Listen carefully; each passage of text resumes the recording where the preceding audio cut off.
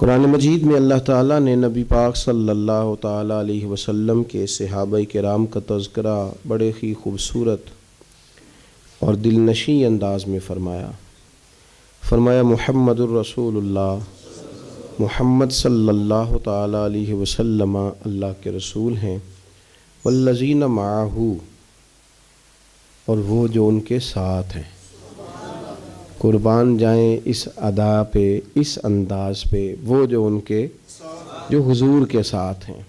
ان کی تعریف یہ ہے کہ اشداء علی الکفار، وہ کافروں پہ سخت ہیں، رحماء بینہم، اور آپس میں بڑے رحم دل ہیں۔ نبی کریم صلی اللہ تعالیٰ علیہ وسلم کے اولین تربیت یافتہ جو لوگ ہیں صحابہ اور اہل بیت، ہر لحاظ سے امت کے لیے یہ لوگ مینارہ نور ہیں۔ صحابہ سارے کے سارے عادل ہیں، ہدایت کے ستارے ہیں۔ نبی پاک صلی اللہ تعالیٰ علیہ وسلم نے ہمیں صحابہ اور اہل بیت کی محبت بھی سکھائی، عقیدت بھی سکھائی، ان کے پیچھے چلنے کا سبق بھی پڑھایا۔ مسلمان کا یہ شیوہ ہے کہ ان سے زیادہ فیض حاصل کرے۔ ہمارے ہاں چند ایک صحابہ کا ذکر ہوتا ہے، اور باقی جو اتنے سارے لوگ ہدایت کی روشنی دے کے گئے اور جن کا نبی کریم سے پیار تھا اور نبی کریم کا ان سے بڑا پیار تھا، ان لوگوں کا بھی تو ذکر ہونا چاہیے نا۔ رجب شریف کی 12 تاریخ کو وصال ہوا ہے حضور کے بڑے پیارے چچا جان حضرت عباس کا رضی اللہ تعالی عنہ۔ سیدنا عباس رضی اللہ تعالی عنہ سے نبی کریم صلی اللہ علیہ وسلم کو بڑا ہی پیار ہے، اور حضرت عباس کو حضور سے بڑا پیار ہے۔ تاریخ کی بعض کتابیں بتاتی ہیں کہ 3 سال پہلے حضور سے ان کی ولادت ہوئی، لیکن پیار تھا، اور اگرچہ وہ چچا تھے پر محبوب کا جو وہ ادب کرتے تھے نا، چچا بھی تھے، عمر میں بھی 3 سال پہلے دنیا میں آئے۔ کسی نے پوچھا، مشہور قول ہے ان کا، کسی نے پوچھا آپ بڑے ہیں کہ حضور؟ فرمانے لگے نہیں، بڑے تو حضور ہی ہیں، پیدا پہلے میں ہوا تھا۔ یہ ترتیب گفتگو کی اور یہ انداز ادب کا اور یہ رنگ انوکھا ان کا، بڑی جلدی اسلام کی روشنی سے آگاہ ہو گئے تھے، لیکن بعض حکمتوں کے تحت انہوں نے اپنے اسلام کا اعلان جنگ بدر کے بعد کیا، ورنہ ہر مقام پر وہ دینی تحریک کے نہ صرف یہ کہ قائل رہے بلکہ سپورٹر رہے، اور مکہ شریف میں رہتے ہوئے مکے میں جن غریب مسلمانوں کو تنگ کیا جاتا تھا ان کی معاونت بھی کرتے، سرپرستی بھی کرتے، اور یہاں سے مفید مشورے بھی حضور کو دیتے حضرت عباس۔ بلکہ بڑا شروع میں جب مدینہ شریف کے لوگ حضور سید عالم علیہ السلام کی خدمت میں آئے کہ آپ تشریف لے آئے ہمارے پاس، تو حضرت عباس نے ان سے کہا تمہیں حضور کی شانوں کا پتہ ہے، عظمتوں کو جانتے ہو؟ محبوب تو اپنے قبیلے میں بھی بڑی شان والے ہیں، اگر تو حفاظت کر سکتے ہو تو لے کے جانا۔ تو اہل مدینہ نے کہا کہ ہم جانیں قربان کریں گے، بچے یتیم کرائیں گے، ہر چیز سے بڑھ کر حضور کا خیال کریں۔ اور پھر جب محبوب نے ان سے مشورہ چاہا کہ مدینہ شریف جانا ہے، آپ کیا رائے دیتے ہیں؟ تو حضرت عباس نے ہی رائے دی تھی، عرض کی یا رسول اللہ صلی اللہ علیہ وسلم، آپ نہ پہلے کسی کو اپنا نمائندہ بنا کے بھیجیں، وہاں جب ماحول بالکل ٹھیک ہو جائے تو پھر آپ تشریف لے جائیں۔ تو ان کے مشورے پر نبی کریم نے حضرت مصعب ابن عمیر کو وہاں روانہ فرمایا۔ شروع سے ہی قائل تھے۔ اور ایک اور بات، ان کی جو اہلیہ ہیں حضرت ام فضل، وہ جنہوں نے خواب دیکھا تھا کہ یا رسول اللہ صلی اللہ تعالی وسلم آپ کے وجود کا ٹکڑا میری گود میں آیا ہے، تو حضور نے فرمایا فاطمہ کے گھر رب بیٹا دے گا، تیری گود میں کھیلے گا۔ تو امام حسین رضی اللہ تعالیٰ عنہ پھر حضرت ام فضل رضی اللہ تعالیٰ عنہ کی گود میں کھیلے، یہ حضرت عباس کی اہلیہ ہیں، اور یہ نبی پاک کی جو زوجہ حضرت میمونہ ہیں، حضور کی زوجہ ام المومنین، ان کی یہ سگی بہن ہے۔ اور حضرت ام فضل کا یہ مقام ہے کہ تاریخ کی کتابیں بتاتی ہیں سیرت کی کہ حضرت ختیجۃ الکبریٰ رضی اللہ تعالیٰ عنہ کے بعد جس بی بی نے سب سے پہلے کلمہ پڑھا وہ حضرت عباس کی زوجہ ہے، حضرت ام فضل۔ اور بڑا پیار کیا نبی پاک سے، حضور ان کے گھر میں جا کے آرام کرتے، اور شہزادے حسنین کریمین تو بڑا ہی کھیلتے حضور کی چچی کے گھر میں جا کے۔ اتنی محبت جن سے ہو، ہمیں ان کا تعارف بھی نہ ہو، ہماری وہاں تک رسائی بھی نہ ہو، ہم ان محبت بھری ہستیوں پہ واری جائیں، قربان جائیں، ہماری اولادیں قربان جائیں۔ حضرت عباس رضی اللہ تعالیٰ عنہ، انہوں نے، میں کہہ چکا کہ بڑا پہلے، بلکہ امام بہقی نے تو یہاں تک لکھا ہے کہ حضرت عباس ایک دن عرض کرنے لگے، یا رسول اللہ صلی اللہ علیہ وسلم، میں تو آپ کی نبوت کی نشانیوں کا بڑا پرانا قائل ہوں۔ محبوب نے فرمایا چچا کس طرح؟ تو عرض کرنے لگے، یا رسول اللہ آپ پنگوڑے میں تھے، آپ جدھر جدھر انگلی کا اشارہ کرتے تھے چاند بھی ادھر ادھر ہی چلتا چلا جاتا تھا، چاند جھک جاتا جدھر انگلی اٹھاتے مہد میں، کیا اشاروں پر چلتا تھا کھلونا نور کا۔ نبی پاک صلی اللہ تعالی علیہ وسلم سے عرض کرنے لگے، میں تو اس دن کا قائل ہوں، بدر میں زبردستی لائے گئے تھے دباؤ ڈال کے، اور حضور نے یہاں سے صحابہ سے کہا تھا میرے چچا کو کچھ نہ کہنا، ان کو تو زبردستی لایا گیا۔ نبی پاک علیہ الصلوۃ والسلام کا پیار، اور جب یہ آئے نا تو حضور نے فرمایا اب آئے ہو تو فدیہ بھی دو۔ انہوں نے بھی عذرائے محبت کہا کہ کہاں سے دوں؟ تو حضور نے بھی عذرائے محبت فرمایا کہ وہ جو آتی دفعہ میری چچی کو پیسے دے کے آئے تھے کہ آ گیا تو استعمال کر لوں گا، ورنہ تم یہ کام کر لینا۔ تو حضرت عباس تو سن کے کانپنے لگے، کہنے لگے وہ تو مجھے اور میری بیوی کے علاوہ کسی کو پتہ ہی نہیں۔ یہ سن کر حضرت عباس پر راشا ہوا طاری کہ پیغمبر تو رکھتا ہے دلوں کی بھی خبرداری۔ خیال آیا مسلمان نیک و بد پہچان جاتے ہیں، محمد آدمی کے دل کی باتیں جان جاتے ہیں، صلی اللہ تعالی علیہ وآلہ وبارک وسلم۔ تو حضرت عباس رضی اللہ تعالیٰ عنہ اس خوبصورتی کے ساتھ نبی پاک صلی اللہ علیہ وسلم کے ساتھ وابستہ، زمانہ جاہلیت میں بھی کچھ لوگ بڑی عزت کی نگاہ سے دیکھے جاتے تھے، کچھ لوگ اس دور میں بھی لکھنا پڑھنا جانتے تھے، ان میں حضرت عباس کا شمار ہوتا تھا، بڑی عزت کی نگاہ سے دیکھے جاتے، اور پھر اللہ تعالیٰ نے انہیں اعزاز عطا کیا۔ بڑے خوش قسمت لوگ ہوتے ہیں جن کے ذمہ مسجد لگتی ہے، بڑے خوش قسمت، بڑے خوش نصیب وہ لوگ ہوتے ہیں جن کی ڈیوٹی لگتی ہے رب کے گھر میں جھاڑو دینے کی، وہ اپنے نصیبوں پہ رشک کریں، جن کی ذمہ داری لگتی ہے، جن کے ہاتھ میں کنجی ہوتی ہے، وہ کبھی دروازہ کھولتے ہیں اللہ کے گھر کا، کبھی بند کرتے ہیں، کبھی یہ سعادتیں محنت سے نہیں ملتی، خدا کے فضل سے ملتی ہیں۔ انہیں بھی عاجزی کرنی چاہیے، اور ہمیں بھی ان لوگوں کو رشک کی نظر سے دیکھنا چاہیے، رشک کی نظر سے جو یہ والی خدمات سر انجام دیتے ہیں۔ بڑی پرانی بات ہے، ہم ایک جگہ پہ بیٹھے ہوئے تھے، طلباء، ہمارے استاد بھی تھے، تو ایک صاحب آگے کہنے لگے تسی مسیح توڑو؟ تو ہمارے استاد صاحب فرمانے لگے الحمدللہ، الحمدللہ، فرمانے لگے اللہ کے فضل سے، اس کے کرم سے۔ اس کے ساتھ یہ بھی شامل کر لیں، این سعادت بزور بازو نیست، یہ سعادتیں بازو کی طاقت سے ملتی ہیں، یہ تو تب ملتی ہیں جب خدا فضل فرماتا ہے۔ حضرت عباس کو یہ اعزاز ملا کہ ان کے والد جناب حضرت عبد المطلب رضی اللہ تعالیٰ عنہ کعبے کی دیکھ بھال کرتے، آب زمزم کا بندوبست کرتے، زائرین کو آسانیاں دیتے۔ ان کے بعد یہ خدمت حضرت عباس کے حصے میں آئی۔ حضرت عباس ڈیوٹی کرتے، روب بڑا تھا، قد بڑا تھا، کبھی بولتے تھے نا رات کو پہاڑی پہ چڑھ کے تو 8 میل تک آواز سنائی دیتی تھی۔ یہ جو ایڈمنسٹریٹر ہوتا ہے نا، اسے بعضوں کا سخت فیصلے بھی کرنے پڑتے ہیں، اس نے کسی چیز کا انتظام کرنا ہوتا ہے نا، اس نے سخت فیصلے بھی، یعنی ڈاکٹر کے پاس لوگ علاج کرانے جاتے ہیں پر کبھی کبھی اسے آپریشن بھی کرنا پڑتا ہے، کبھی کبھی وہ مناسب سمجھتا ہے تو کوئی انگلی کاٹ بھی دیتا ہے۔ اب یہ اس کا ظلم نہیں ہے، یہ باقی ساری ذمہ داری ہے اس کی، اس نے انصاف کیا، جڑی بوٹی کاٹے تو اصل فصل کا بھلا ہوتا ہے۔ بات کی سمجھ آ رہی ہے؟ اس لیے جو ایڈمنسٹریٹر ہوتا ہے نا بندوبست، اس سے لوگوں کو شکوے بھی ہوتے ہیں، دیکھو جی فلانے سے کو چھٹی دے دی، فلانے سے معذرت، یہ شکوے بھی ہوتے ہیں، لیکن چونکہ وہ ایڈمنسٹریٹر ہے اس نے نہ چاہتے ہوئے بھی کچھ سخت فیصلے کرنے ہوتے ہیں۔ حضرت عباس کا روب تھا، کسی کی طاقت نہیں تھی حرم شریف میں کوئی بات بھی کر سکے، نہ کوئی غیبت کر سکتا تھا، نہ کوئی غلط جملہ نکالتا تھا۔ یہ حضرت عباس کا روب تھا، فرماتے تھے یہ رب کا گھر ہے، اس کا ادب کرنا پڑے گا۔ اللہ تعالیٰ نے انہیں اعزاز دیا، شان دی۔ نبی پاک صاحب الالاق سید عالم صلی اللہ علیہ وسلم ان سے محبت فرماتے۔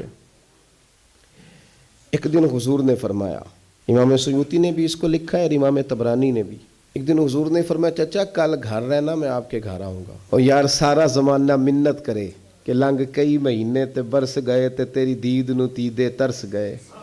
لوگ منت کرے اور یہاں حضور خود فرمایا چچا میں آؤں گا کل تمہارے گھر. نرخ بازار محبت کا انوکھا ہی ہو گیا.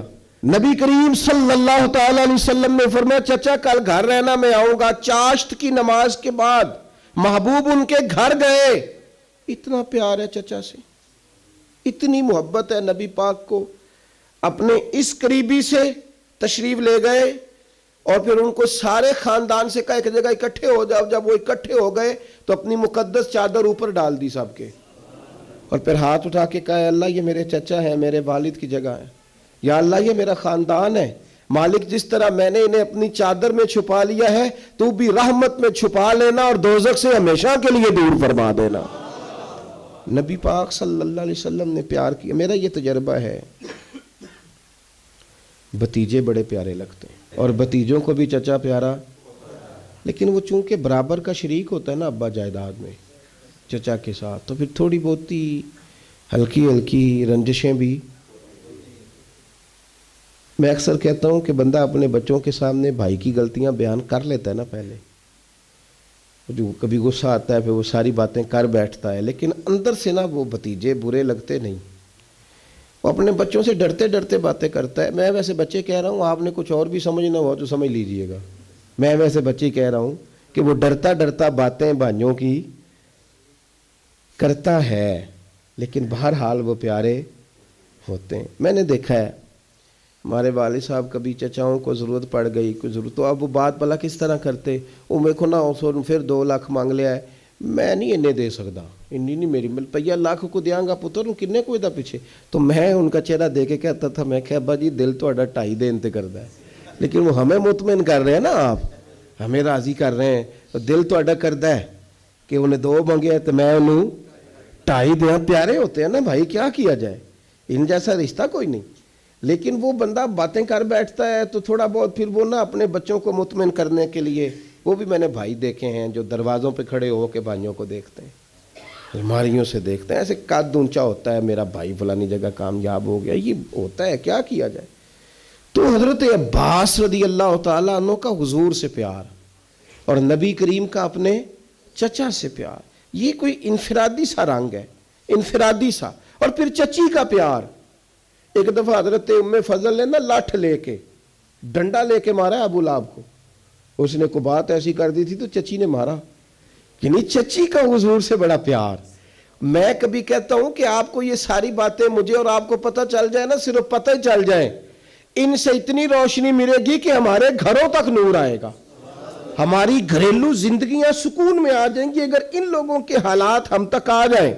نبی پاک صلی اللہ تعالی علیہ وآلہ وسلم اتنی محبت کرتے. 3 چیزیں بڑی زیادہ تھیں حضرت عباس کے اندر, خود حضور نے بیان فرمایا. فرمایا کہ تو عباس سخی بڑے, اور یہ یاد رکھیے گا بخاری میں پورا باب ہے کہ بندہ جیب کا سخی نہیں ہوتا, سخی بندہ دل کا ہوتا ہے.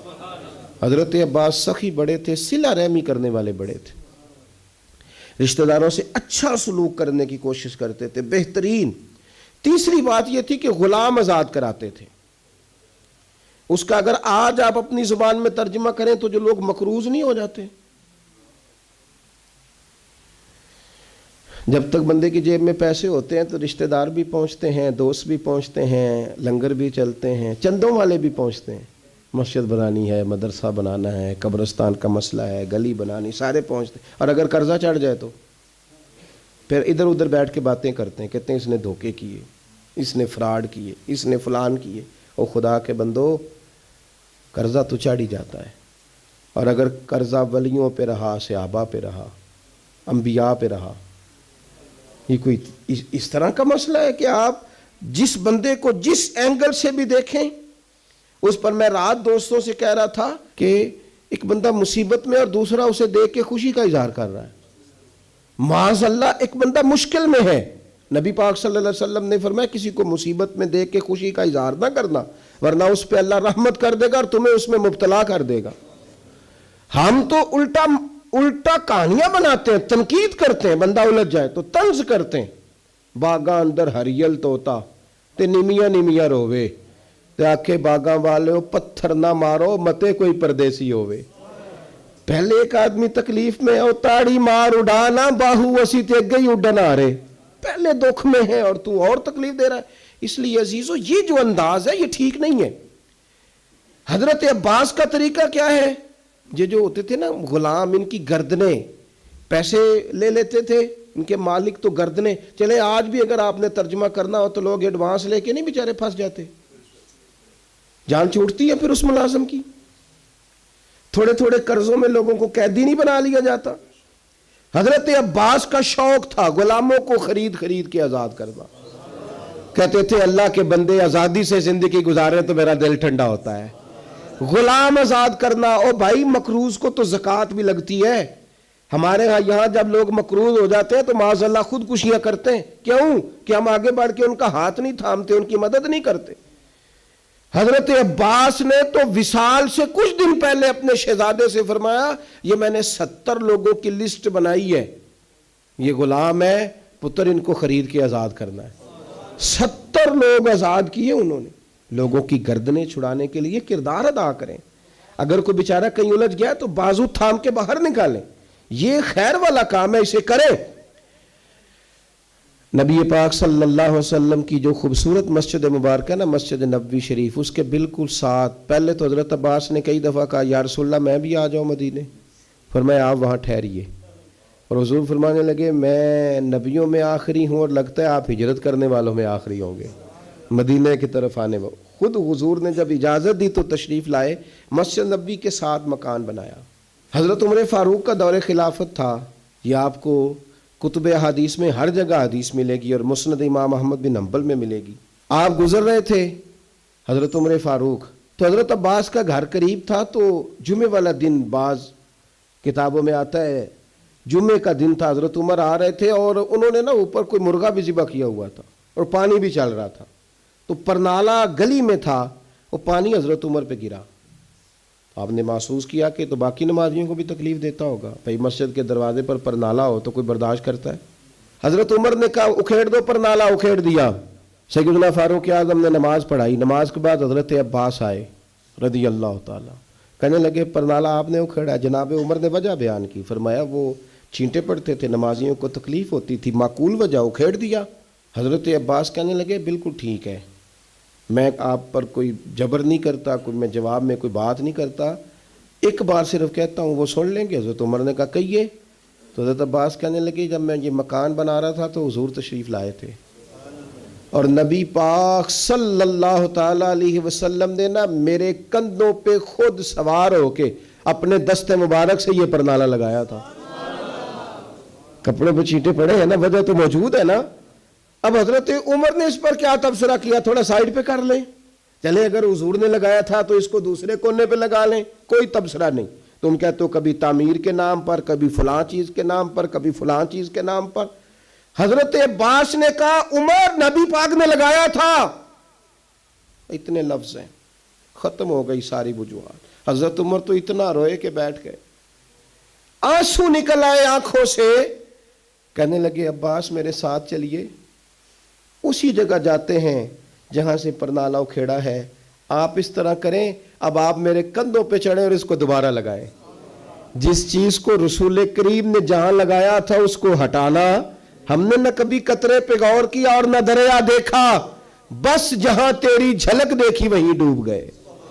میرے دوستو یہ تو انداز ہمیں صحابہ نے دیا ہے، اور ہمیں تم جو سبق پڑھاتے ہو وہ جانے کہاں سے آیا ہے، تم ہمیں کدھر لے جانا چاہتے ہو؟ میں کئی دفعہ کہتا ہوں یا ہمیں سمجھا دو، نہیں تو پھر ہم سے سمجھ لو، آ جاؤ ہم سے سمجھ لو۔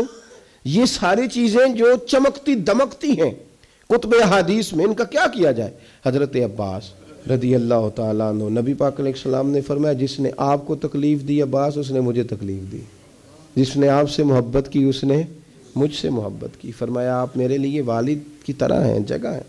حضرت عباس کو حضور کے چچا سب لوگ احترام کرتے، حضرت عباس وہ آتے تو صحابہ اٹھ کے کھڑے ہو جاتے، حضرت عباس سے مشورہ لیا جاتا، ان کی رائے پہ عمل کیا جاتا، حتیٰ کہ حضرت صدیق اکبر افضل البشر بعد الانبیاء بالتحقیق، حضرت عباس جتنی مرتبہ آتے سیدنا صدیق اکبر اتنی مرتبہ اٹھ کے کھڑے ہو جاتے، انہیں اپنی جگہ پہ بٹھاتے، سیدنا عثمان غنی رضی اللہ تعالیٰ عنہ، سیدنا فاروق اعظم رضی اللہ تعالیٰ عنہ کا طریقہ یہ تھا کہ سواری پہ جا رہے ہیں، گھوڑے پہ جا رہے ہیں، اونٹ پہ جا رہے ہیں، سامنے سے حضرت عباس آ گئے، اور میاں عزت والا ہی کسی کو عزت دیتا ہے، قدر والا ہی کسی کی قدر پہچانتا ہے۔ یہ دونوں سواری پہ جا رہے ہیں، سامنے سے حضرت عباس آ گئے، دونوں سواری سے اتر جاتے، اتر کے کھڑے ہو جاتے۔ سیدنا عباس رضی اللہ تعالیٰ عنہ گزرتے تو پھر دوبارہ سواریوں پہ بیٹھتے۔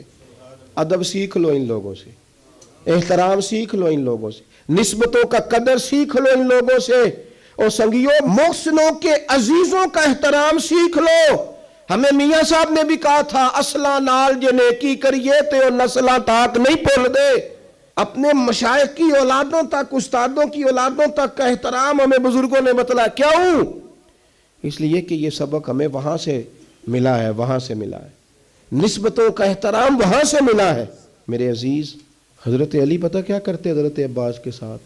ان کے ہاتھ چومتے اور کہتے چاچا مجھ سے راضی رہنا، راضی رہنا۔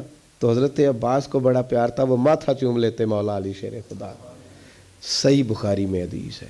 حضرت عمر فاروق رضی اللہ تعالیٰ عنہ کا دور مبارک، مدینہ شریف میں بارش نہیں ہوتی، لوگ پریشان ہیں، سب لوگوں کو لے کے حضرت عمر باہر نکلے، آؤ دعا مانگیں بارش کے لیے۔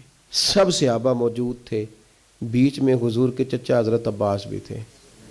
حضرت عمر فاروق رضی اللہ تعالیٰ عنہ نے بازو تھام کے جناب عباس کو آگے کیا اور دعا کے لیے ہاتھ اٹھائے، کہا اے اللہ، ہم تیرے نبی کریم علیہ السلام کا وسیلہ تیری بارگاہ میں لایا کرتے تھے، عرض کرتے تھے تو رحمت کرتا تھا، آج تیرے نبی کے چچا کو لے کے آئے ہیں، تیرے محبوب کے چچا کو لے کے آئے۔ بخاری ہے، یا اللہ تیرے محبوب کے چچا کو لائے ہیں، مہربانی فرما۔ حضرت عمر نے دعا کی حضرت عباس کے وسیلے سے، چلے نہ ایمان دو قدم بھی اگر تیرا ہم سفر نہ ٹھہرے، اور تیرا وسیلہ دیا نہ جائے تو زندگی معتبر نہ ٹھہرے۔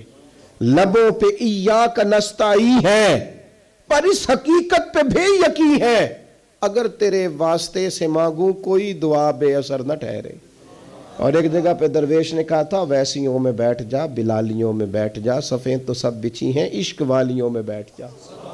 درود پڑھ، نماز پڑھ، عبادتوں کے راز پڑھ، درود پڑھ، نماز پڑھ، عبادتوں کے راز پڑھ، جنیدیوں میں بیٹھ جا، غزالیوں میں بیٹھ جا۔